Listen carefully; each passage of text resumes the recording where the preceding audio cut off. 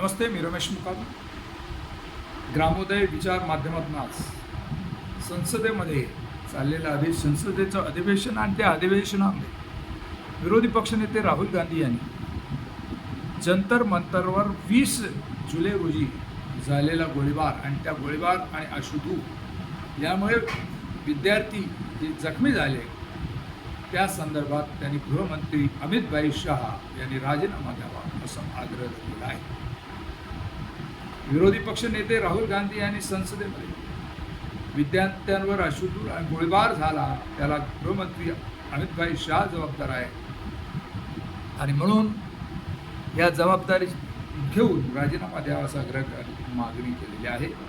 परंतु ओम बिर्ला यांनी राहुल गांधी यांना संसदेमध्ये बोलू दिलं नाही. लोकसभेच्या संसदेमध्ये तर राज्यसभेमध्ये खडगे साहेबांनी देखील सरकारला अड्यात घेतला आणि गृहमंत्र्याच्या राजीनाम्याची मागणी केली. प्रचंड गदारोळात दोन्ही संसदेचे सभागृह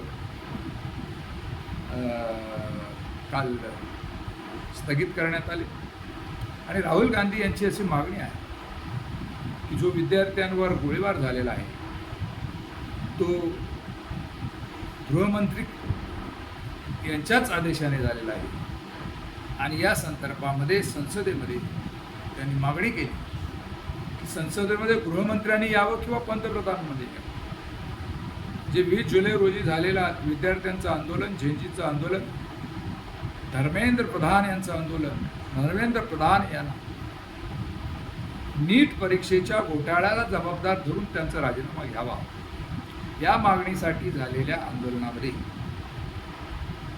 विद्यार्थ्यांवर दिल्ली पोलिसांनी जो काही अश्रुधूर आणि लाठीमार केला त्याची जबाबदारी गृहमंत्र्यांनी घ्यावी आणि सदनामध्ये त्यांनी या ठिकाणी सांगावं. परंतु सदनामध्ये न गृहमंत्री आले न पंतप्रधान आले, त्यामुळे सदनामध्ये विरोधी पक्ष लोकांनी सदन डोक्यावर घेतलं आणि मग प्रचंड गोंधळात संसदेचे दोन्ही सभागृह, दोन्ही ज्या काही सभागृहाचं कामकाज स्थगित करण्यात आलेलं आहे.